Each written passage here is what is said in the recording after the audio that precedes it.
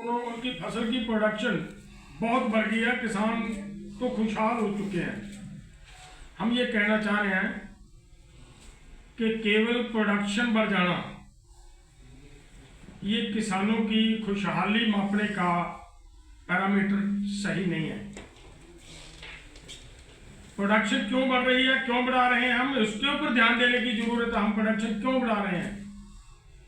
आज देश का किसान एग्रीकल्चर यूनिवर्सिटीज की रिकमेंडेशन से आगे जाकर 4-4, 6-6 बैग यूरिया के खाद के फर्टिलाइजर के डालने के लिए खेत में फसल को देने के लिए मजबूर हो चुका। क्यों? क्योंकि देश के किसान के सर पे इतना कर्ज होगा, जो मैंने अभी पहले बात कही, जो 2021-22 में केवल 18.5 लाख करोड़ था, वो अब बढ़कर मेरा ख्याल है आए दिन बढ़ रहा है। वो आप मेरे से ज्यादा बेहतर जानते हो। आज 23-24 लाख करोड़ के करीब वो कर्ज पहुंच चुका है। अगर उस कर्ज की वजह से कर्ज को वापस करना कैसे करे, उसके लिए किसान की मजबूरी है कि उसको प्रोडक्शन बढ़ानी ही पड़ेगी। भले उसको वो 4 बैग दे खाद के, भले 5 देने पड़े, भले 20 देने पड़े। मैं पूरे देश के लिए एक बात और कहनी चाह रहा हूँ।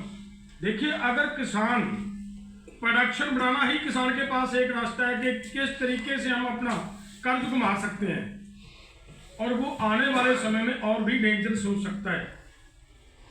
नई टेक्निक को किसान अपना रहा है। अगर कल को किसान को कोई कंपनी जीएम सीड दे दे, जैसा इसमें सीड बिल में उनकी प्रावधान भी किया गया है कि अगर अमेरिका के अंदर, इंग्लैंड के अंदर कोई सीड रजिस्टर्ड हो जाएगा तो वो भारत में बिकेगा। तो अगर कोई जीएम सीड दे देता है, वो हमारे किसान को लगेगा कि आपका यील्ड बहुत बढ़ सकता है, तो आप ये कर लो।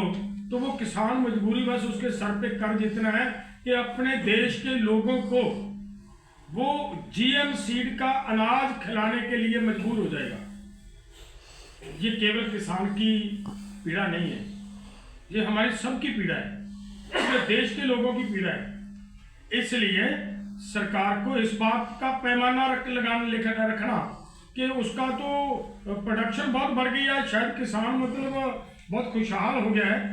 ये मुझे लग रहा है, ये सोचने की बजाय ये सोचना चाहिए कि किसान के सर पे कर्ज किस मकदार में बढ़ रहा है, उसको कैसे रोका जाए। सुसाइड दर कैसे बढ़ रहे हैं, इसको कैसे रोका जाए। ये हम सरकार की इस बात का